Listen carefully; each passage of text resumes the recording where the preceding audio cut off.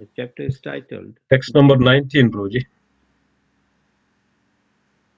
Wow, it is text number 19.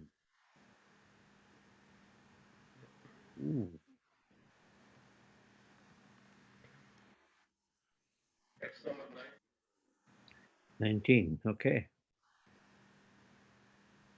Wow. Already. Wow.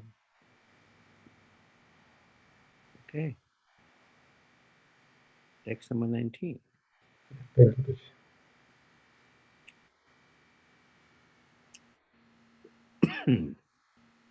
Chapter 13, text number 19.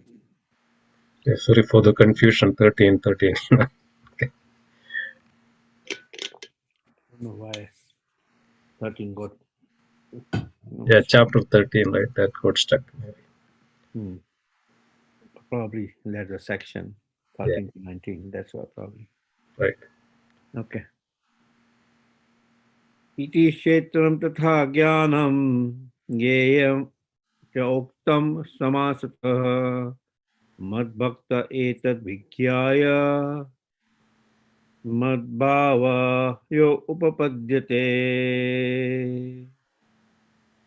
madbhavaya upapadyate iti kshetram tatha jnanam gyeyam cha uktam samasatah madbhakta etad vikyaya madbhavaya upapadyate iti kshetram tatha jnanam gyeyam cha uktam samasata madbhakta eta vikyaya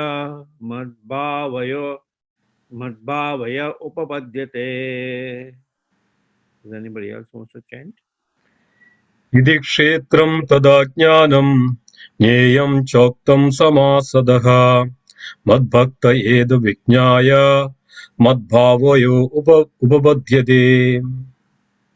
इति क्षेत्रं तथा ज्ञानं ज्ञेयं चोक्तं समासत मद्भक्त एतद् विज्ञाय मद्भावो उपपद्यते.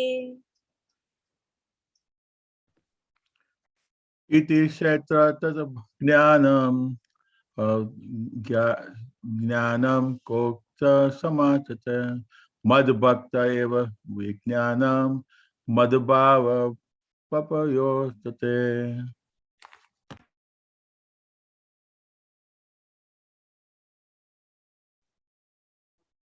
Okay, let's see the audio. इति क्षेत्रं तथा ज्ञानं ध्येयं चोक्तं समासतः मद्भक्त एतद् विज्ञाय मद्भावायोपपद्यते.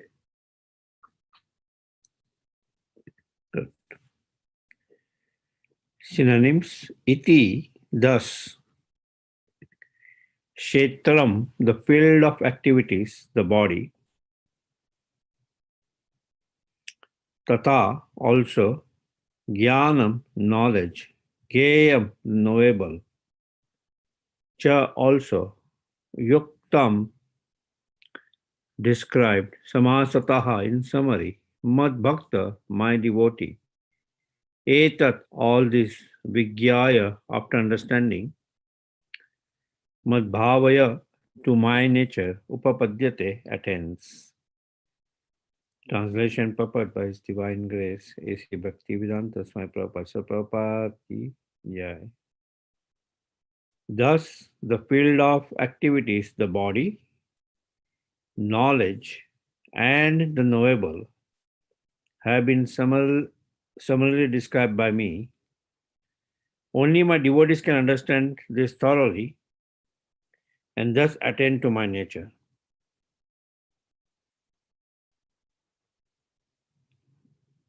The Lord has described in summary the body, knowledge, and the knowable. This knowledge is of three things: the knower, the knowable, and the process of knowing.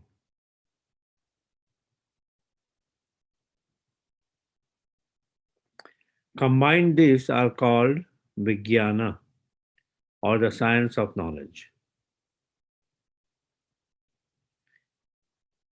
perfect knowledge can be understood by the unalloyed devotees of the Lord directly.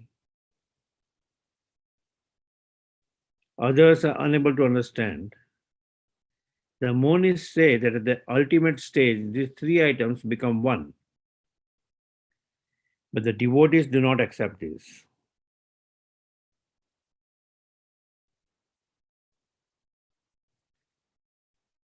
Knowledge and development of knowledge mean understanding oneself in Krishna consciousness.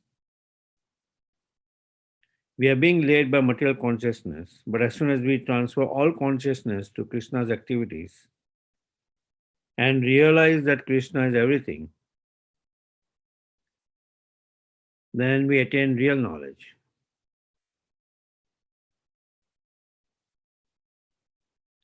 In other words, knowledge is nothing but the preliminary stage of understanding devotional service perfectly. In the 15th chapter, this will be very clearly explained.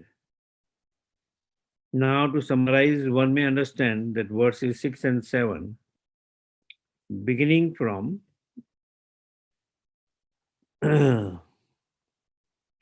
Mahabhutani and continuing through Chaitanya Dhriti, analyze the material elements and certain manifestations of the symptoms of life.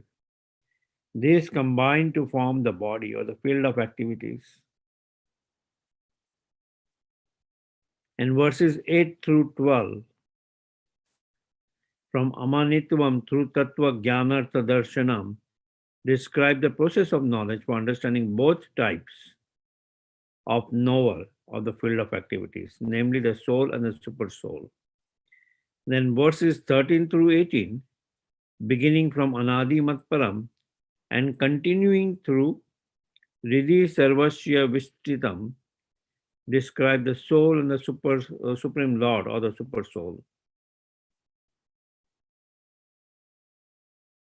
Thus, three items have been described: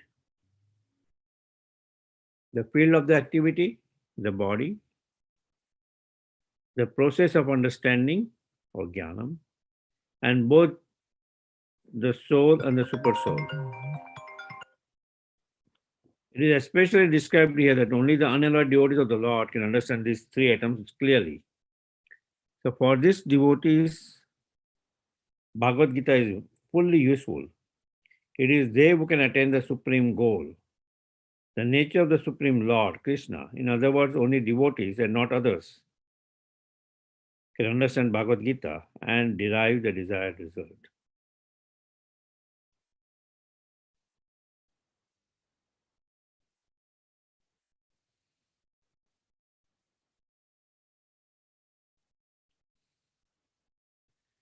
Om Agnanatimirandasya Gyananjana Salakaya Chakshunmitan Yena Tasmai Shri Guruve Namah.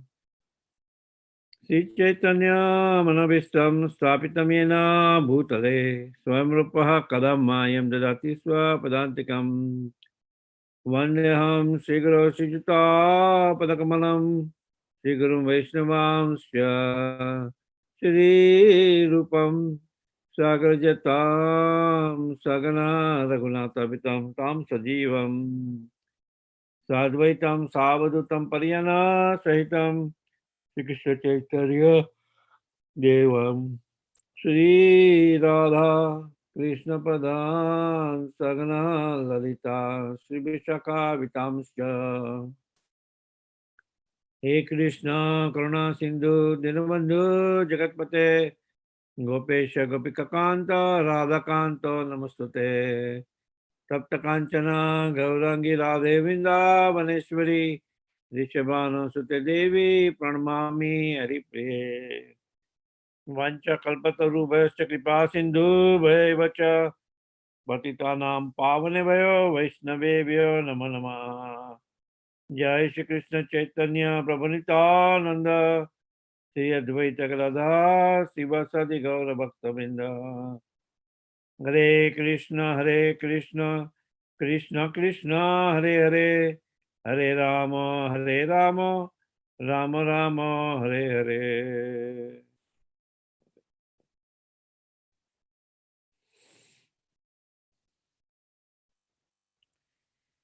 Iti Shetram Tata Gyanam Geyam Choktam Samasataha Madbhakta Etad Vigyaya Madbhavaya Upapadyate. Thus, the field of activities, the body, the knower, and the knowable have been summarily described by me. Only my devotees can understand this thoroughly and thus attain to my nature. So Srila Prabhupada nicely summarizes in the purport the entire chapter till this particular verse in 3 different sections, right? In the first section, in fact, verses not in this purport, but verses 1 to 6 are basically the 6 questions which are asked by Arjuna, right? Which are the 6 questions asked by Arjuna? Who, the 6 questions asked by Arjuna is, who is the knower, right? Like Kshetra, Prakriti, right? Material nature. Purusha, the supreme enjoyer or the enjoyer of matter. Kshetra, the field in which one can act in the material world. Kshetra Gya. Kshetra Gya means the knowable entity which experiences the field of actions. Jnana, or the process of knowledge, and Geyam, the object of knowledge, right? And then we see further in this particular purport, Srila Prabhupada is summarizing that verses 6 and 7, beginning from Mahabhutani and continuing to Chaitanya Dita, analyzes the material elements, right? Analyzes the material elements and certain manifestations of the symptoms of life, right? So basically, Lord Krishna is then answering Arjuna's questions, which Arjuna posed in the first 6 verses. And he starts explaining the field of the activity, right? Various material elements, field of activities consists of various material elements, right? Kshetra Gya, various material elements. And the transformations of those field of activities in 6th and 7th verse. Then we see from 8 to 12 verse, Lord Krishna describes detail about the process of knowledge, right? The process of knowledge and liberation, through which one can attain liberation by following this process of knowledge. And then the 13th to 19th verse, Lord Krishna describes about the Ghyana, the object of knowledge, right? And in the object of knowledge, he describes about the soul. He begins the 13th verse, in fact, the one which I was going to do, I was thinking that I was doing today, is about the soul. Then the super soul, right? The object of knowledge, or that which is knowable, right? That's Ghyana. And then Srila Prabhupada describes in this particular words that these 3 items, the field of activity or the Kshetra Gya, which is the body, the process of understanding, Jnanam, and Geyam, and Geyam, which is the object of the knowledge, both the soul and the super soul, all together summarizes, when you combine them together, it is Vikyana. It's no longer Jnanam, it is Vikyana. That is realized knowledge. Right? It is realized knowledge. So, and yeah. So again, the field of activities, the body, Kshetragya, knowledge, and the knowable. Right. So a devotee who understands this thoroughly attains my nature. Right. It is very difficult to understand the Supreme Lord by philosophical speculation. One cannot understand the Supreme Lord.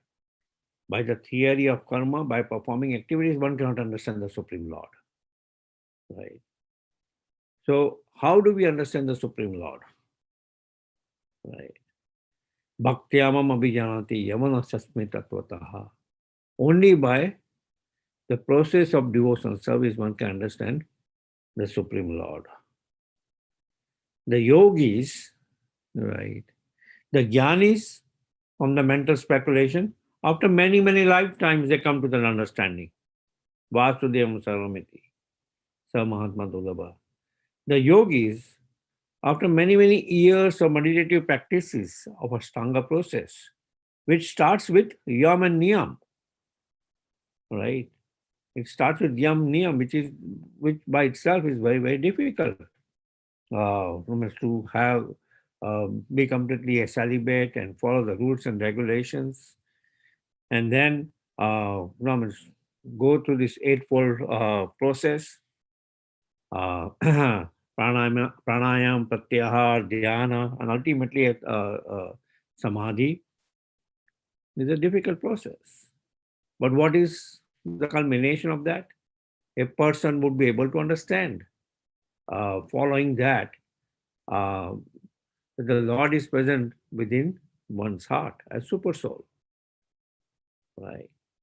But in the 7th chapter to 12th chapter talks about devotional service, bhakti.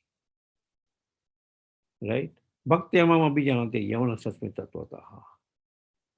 Right. That only by devotional service one can understand the Supreme Lord. Premanjana Shurita Bhakti Vilochanana.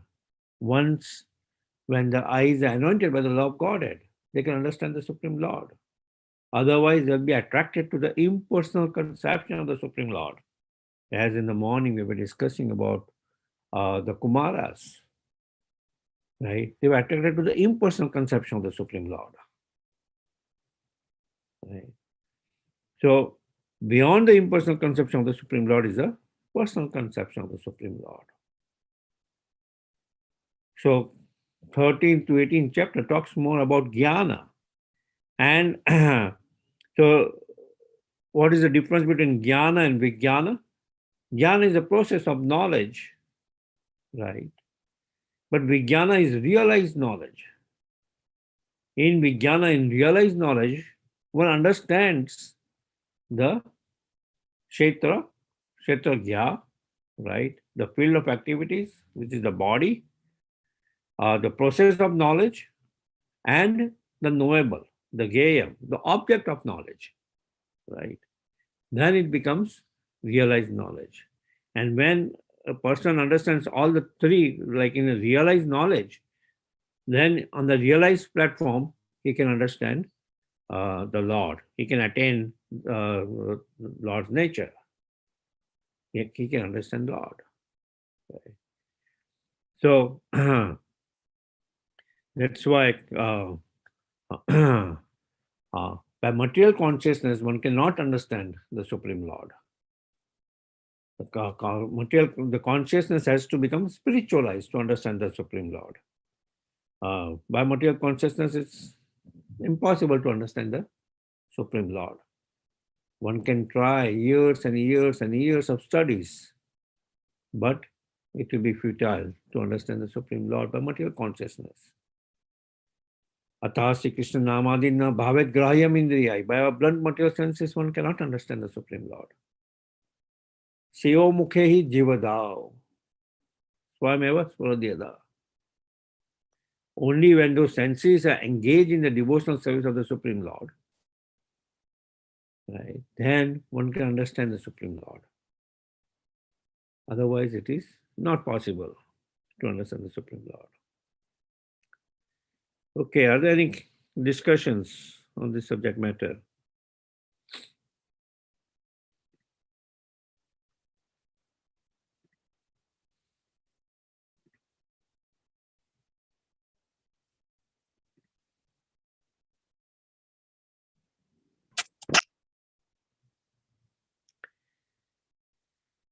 Yes, Amritana Prabhu.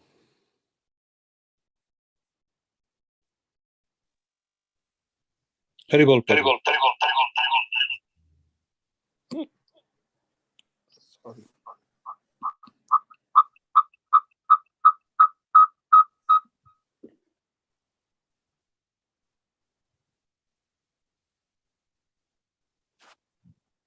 Hare Krishna, Prabhu. Yeah, Hare Krishna. Sorry about that. Please accept my obeisance, all Krishna. Srila Prabhupada. Prabhu, so of course it's obvious that with material senses, we can't understand. So that's basically with our own ability, right? But still, when we are listening to Bhagavatam, when we are, whatever is the scriptures we are listening, Bhagavad Gita, listening to Vaishnavas and so on and so forth, and Seva and everything else that we're doing, cooking, anything, deity worship. We are still engaging our material senses, no? Yes. So what does it mean with material senses you can't understand? Yeah, by the material senses, by nature, the senses are material, right? Correct. So by our blunt material senses, one cannot understand the Supreme Lord. But when the senses are engaged in the service of the Lord, right, basically they are anointed by the love of Godhead. Okay. So to the level of our ye yatamam papana tam tathaiva bhajami aham. To the level of our surrender, to the level of our practice, devotional practice, to that level we'll be able to understand. Even at the sadhaka level, we get some glimpse, some taste, right? Otherwise, we won't perform devotional service, just a service which does not have any remuneration, right? You won't perform some activity which has no remuneration. We won't perform, we won't come sacrificing your sleep. Oh, let me go to the temple at 4:30 in the morning, right? If there is no taste in addressing the deities, in serving the deities, a person is not going to perform unless he's paid for it or unless he's getting some taste in it, right? So when the same material senses which you talked about, the same senses, when it gets some preliminary taste, it tries to follow the process, which is sadhana. Sadhaka, a sadhaka performs that sadhana bhakti. So what to speak of a devotee who gets continuous taste, right? At that time, the same senses are completely spiritualized, right? It gets completely spiritualized, and on that platform, no, he does wonders, right? He does not need to be told, okay, today is your turn or that turn or that turn. He just wants to remain absorbed in serving the Supreme Lord. So even at that platform, to start off with, those senses are still material, but they are spiritualized completely. Does that answer your question? Yeah, Prabhu. So if I can have a follow-up, if no one has a Yes, question, please. ask a follow-up. So, Prabhuji, I got this. So initially there has to be some, for lack of better word, swarth. Like, what is in it for me? Whatever it would be. And then when we get, and like us, like my case at least, I do it out of discipline. It's not that I want to do it. I said, no, there is a goal. That goal is back to Godhead. And so I'm convinced of it. And that's why I'm doing it. Okay. As a discipline, purely as a discipline, Prabhu. So, but still there is that swarth. And the whole thing of Krishna, love of Godhead, is nothing in it for me. It's all for you. Like Prabhupada said, whatever you want to do, I'm a puppet in your hand. That Jaladuta poem.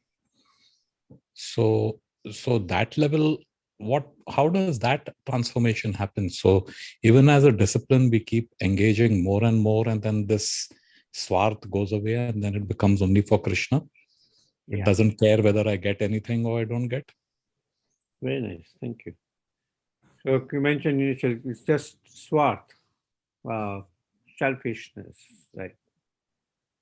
Where what is in it for me, as I mentioned. But I mean,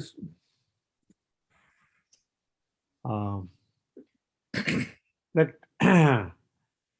that swarth, the self-centeredness which is there, initially it is for something, right? Say, spiritual, as you mentioned, some goal, spiritual goal, or on the sadhaka platform, why we do things? We do things because we are instructed by our spiritual authority or by our spiritual master. That's why we are doing it. Why are we chanting our rounds, though we don't have any taste? Because our spiritual master has told us to chant the 16 rounds, right? We have taken vow. So we have some understanding, as you mentioned, as a discipline. So who has to follow a discipline? A disciple has to follow a discipline. Right. So a disciple has to follow a discipline which has been established by his spiritual master. Right. Because we know that now we have taken shelter of a spiritual master. If I don't follow, my spiritual master will get implicated. Right. So out of that fear also, at times, we follow the process which has been given by him to us. In one sense, by him or by the Siksha Guru, the institution, Srila Prabhupada, and we are following it. Right. But at any time, the soul, as we know, can revolt. It has revolted so many lifetimes that why I have to serve the Supreme Lord? Why can't I enjoy separately? For many lifetimes, we have revolted like that. And we have tried. Right? So we can revolt even in this lifetime if we want to. Even after getting shelter of our spiritual master, we can revolt even at this lifetime. Being covered by illusion. So initially, we got that faith, right? Adau Shraddha, we got that faith that there is the Lord, right? There is something higher. We heard from, in some way, we heard from some devotees, or we attended Bhakti Vriksha, or this, that, and we got something, right? Some preliminary taste we got, right? After getting that preliminary taste, we started following the process of that field. Just like you get a taste of engineering, then you start following the process of what it really means to become an engineer. Right. Let me talk with other engineers. Let me go to that school of engineering. Right. Similarly, we went to the school for certain years of devotion, of school which practices devotional service. And we saw the process. Okay, what process are they following? Waking up early in the morning, chanting rounds, eating prasadam, doing kirtan, doing this. So a process has been established, right? And we are following that. Then further in that process which we are following, some taste we have gotten, and we decided that we take shelter of a spiritual authority, and we took a shelter of the spiritual authority. Now the spiritual authority tells us, okay, yes, the process which you are following is a very authentic process. You follow it every day of your life rigorously, especially chanting 16 rounds of the holy name, especially Vishesha and Nisheda, forbidding the four regulative following the four regulative principles, forbidding not to do these four things, right? So now comes the discipline part that, okay, I got some faith, I started following the process, now I took shelter, and now I'm disciplined to follow this process throughout my lifetime, right? So out of respect towards spiritual authority, we try to follow that process. And what sustains us following that process? The association of devotees, Sangha. That sustains us. And the devotional service by itself sustains us. Because even at that sadhaka level, it has some taste which we are getting. That sustains us. We have a lot of anarthas because the anartha nivritti has not happened. But if I seriously follow that process and serve my spiritual master, then that anartha nivritti happens. And the moment that anartha nivritti happens, as you mentioned, transformation, the transformation takes place from preliminary faith to form faith, nishta, form faith. When the same process, now I don't do it out of regulation or discipline, I do it spontaneously. That I cannot live without performing devotional service. Because now I'm getting taste, asakti. I'm getting so much taste that I cannot live without performing it. Right? Does that give some? Yes, Prabhu. Very nice. Very nice. So perhaps someone may have some other question. You can ask. Any other questions, discussions?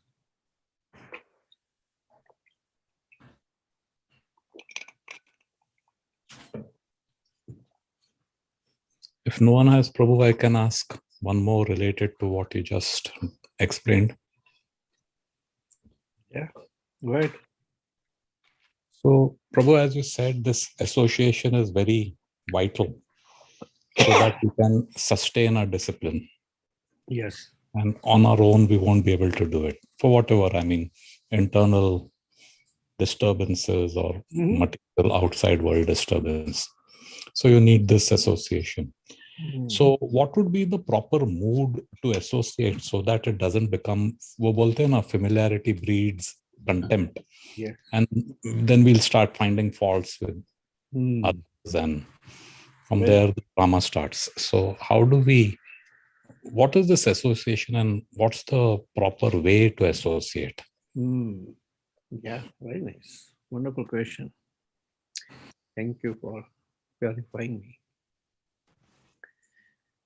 So, what is the association which we are talking about? Right. The Vaishnava association, right, is on the principles of Vaishnava Sadachar. Right. We mentioned about familiarity breeds contempt.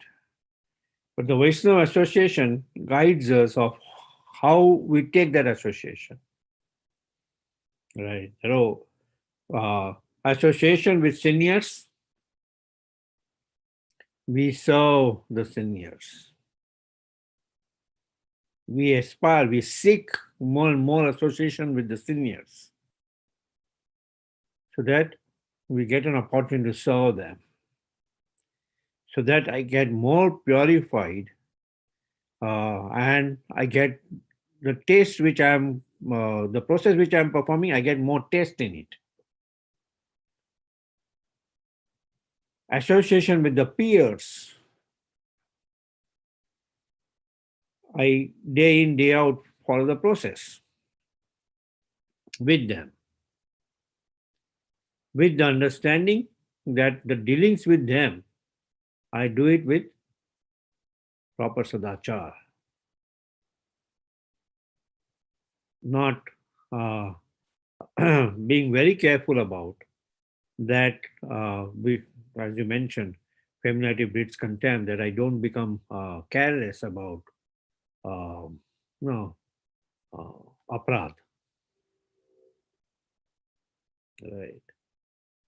An association with juniors, I don't just suppress them. It's how I can extend myself out, that whatever I have learned, I can share with them. Right. Whatever experiences which I have gotten, if I can share with them. Right. Mm. So these are the three levels of association which has been talked about in Nectar of Instruction. Right. Association with seniors, association with peers, association with juniors. Right. And what do we mean of that association? What do we do in that association? Sadhu Sangha Bhajana Kriya. Right? Bhajana Kriya. Where we glorify the Supreme Lord in that association. We serve the Supreme Lord in that association. Right? With this ninefold devotional practice, Shravanam, Kirtanam, Vishnu. Like right now, on a Friday evening, we have this Zoom session to discuss Bhagavad Gita. If that association of devotees would not be there to discuss Bhagavad Gita, what would we do? We are not still at that platform that that well disciplined. That okay, every day at 7 o'clock, 7 to 8, I'm going to read Bhagavad Gita. If we have that proper discipline, okay, I can do that. But otherwise, what forces us to do it? Association of devotees. What forces us to do it here, Srimad Bhagavatam? Association of devotees in the morning, 6:30 to 7. If that is not there, then okay, one day we may read, but it's not that sustainable. Because as sadhaka, we need more discipline in our regulated life to continuously perform. Okay, 5 to 6:30, let me chant. 6:30 to 7, let me hear Bhagavatam. Right. Association of devotees is required. Chaitanya Mahaprabhu asked that, oh, what is the most essential anga, segment of devotional service? And Mahaprabhu didn't mention chanting, he mentioned sadhu sangha. Because in the association of devotees, you will be able to chant. If the devotee association is not there, Maya will empower us, not empower, Maya will completely take over us in a way where we will even lose our chanting. Mm. Right? Maya will completely come under the shelter of Maya. Mm. instead of taking the shelter of the Supreme Lord. And Maya will make us feel, oh, why only you have to chant? Why these? Why only you have to wake up early in the morning? The whole world is resting. So in so many different ways, Maya can do that. Right? So it is, so that's why association is very important in the sadhaka platform. When we are advanced like Haridas Thakur, even in salutation, we can chant rounds, 192 rounds, which is chanting every day. Right? But for us to come to that stage, association is needed. And that's where association with devotees is very essential. And again, as I mentioned, we should aspire for more and more senior association. What would happen if we just take the junior association of extending ourselves? Of extending ourselves is good that, oh, we will share our thing, but at the same time, we will start feeling that, oh, what we are doing is A1 perfect. Right? Nobody will be there where they will blast us saying, hey, we are still in Maya. You are thinking that you are the president or this or that, you are still in Maya. Hopeless. You still have many years to go. Right? What would happen if we take only the peer association? Right? The peer association will also, they will, we will do things together in between. Okay, okay, let's do that. And many times, like you mentioned, familiarity breeds contempt. Suddenly, all of us together will start following something. Okay, let me go here, let me go there, let me go there, let me go there. We won't realize that subtly, slowly we are deviating from the real discipline which we have taken. The whole group decides, okay, okay, 7 to 8 we have Bhagavad Gita, but today is cricket, so why don't we shorten this today for 10 minutes and 50 minutes we will share our screen and watch cricket match. Right. And if we are not careful, slowly and slowly, that would become the priority of our devotional life. Right? And Maya will slowly overpower us, not empower, overpower us by those kind of illusion. That peer association, but slowly trying to follow a devotional path, we all took a wrong turn. And there was no senior to guide us. Hey, you are taking a wrong turn. Beware. Right. So that's where even senior association is important. That hey, to tap us on the back. That we are guiding the whole yatra on the wrong way. Hey, let's get it on the right track. Right. So all these three kinds of association is very important in our life. The senior association, especially to advance more spiritually, like we see Narad Muni, right? He is taking the association by serving, right? What is the name of those devotees? Vedantis? Huh? Vedantis? No, not Vedantist. All these Mahabhagavats who were coming and taking shelter, and Narad Muni's mother used to serve. There's a special word, Maha something, but anyway. Yeah.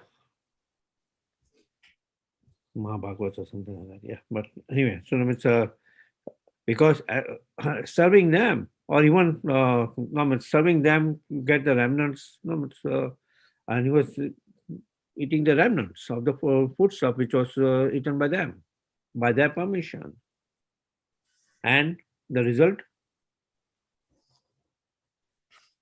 fast transformation, right? Fast transformation.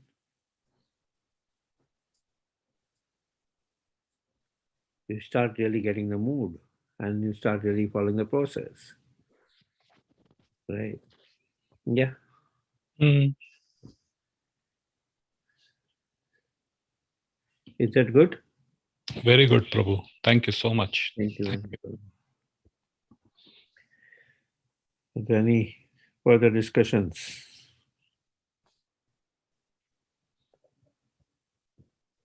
Vedantis, yeah, could be Vedantis also, because I'm allowed to search for it. Yeah. Any other discussions? Hare Krishna. Jai Prakash, yeah, Haribo. I mean, we always say that we should do service to please the Lord, the Krishna. But somebody like me, I may be doing the cooking service, but I enjoy doing it myself, and that's why I do it. I mean, how you understand that? Yeah, how do we understand that? That okay, yeah, that we want to please the Supreme Lord, not to please us because we like that service. Okay. Initially, we are attached to Brahmanda and Brahmita Kono Bhagyavan Jiva, right? And we come with different inclinations.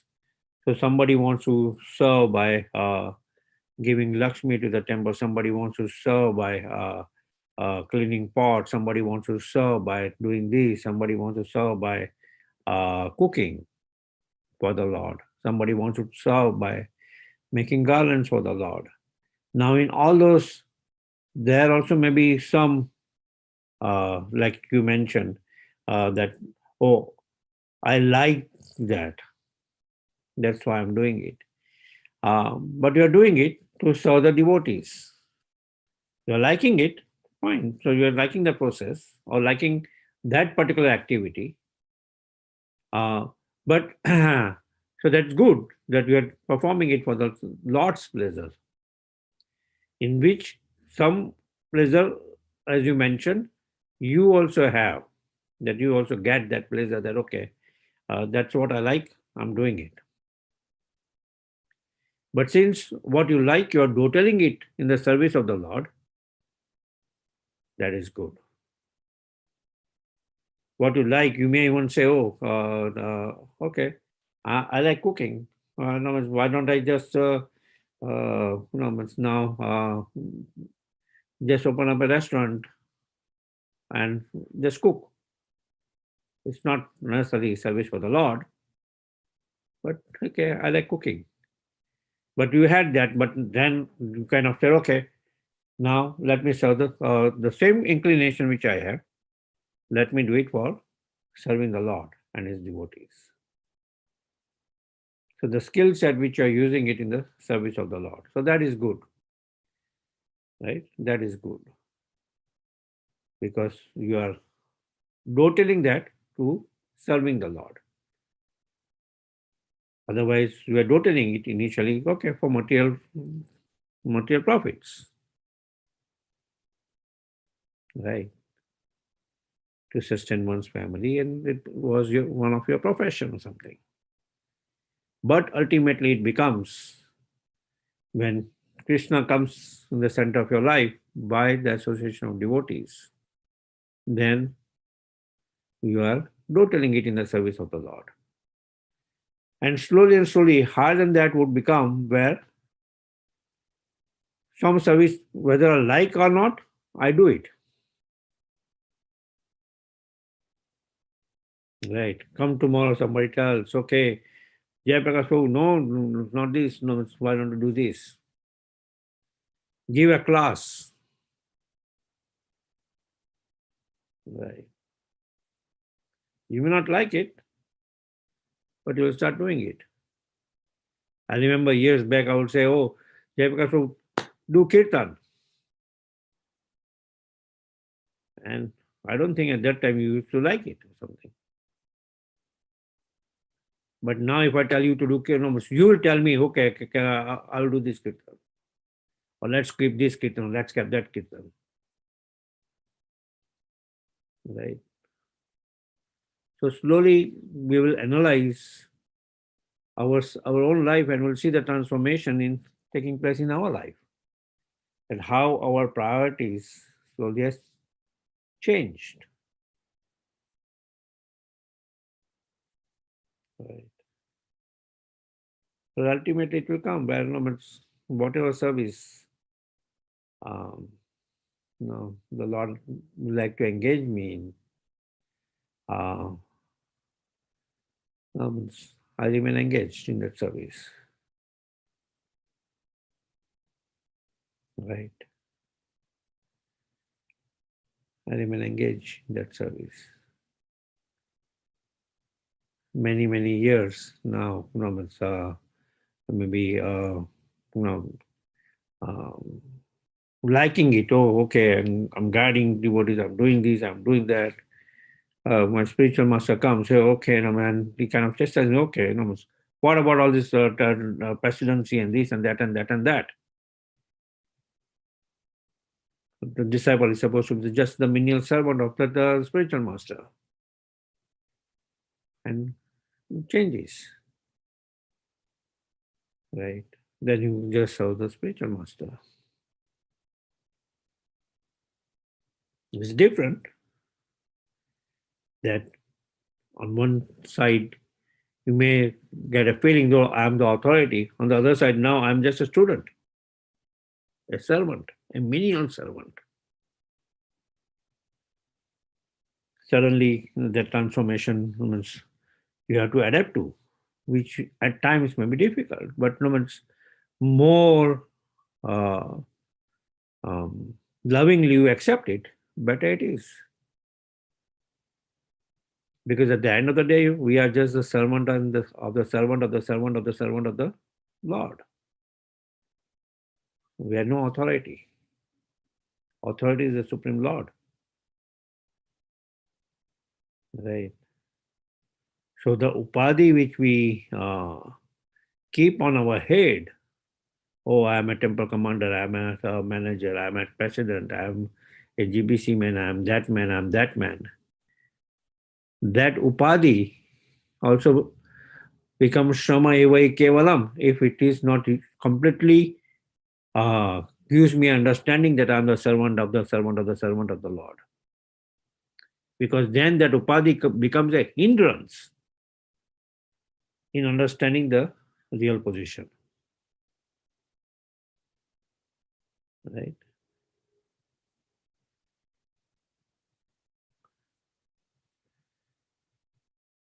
Is that okay? Jayapakash? Yes, Prabhuji, Haribo. Thank you. Yeah, Hare Krishna. Thank you. Okay. It's 8:06. Unless anybody has any discussion, we can continue or we can quit. I seek guidance from you all. Shemeshwar Prabhu may have already, yeah, he's still there, but maybe on his way or maybe starting the Bhakti Picture.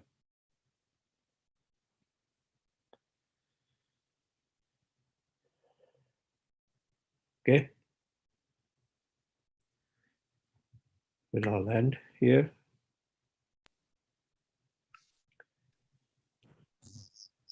Thank you, Prabhu. Thank you. Vanchakalptarubhyascha kripa sindhu bhayavacha. Okay, Vacha. Gita. Vaishnavinda ki jai. Bhagavad Gita ki jai. Hari Hari Bol. Hari Hari. Hare Krishna. Hare Krishna. Thank you. Thank you, everybody. Hari Bol, Hare Krishna. Hare Krishna.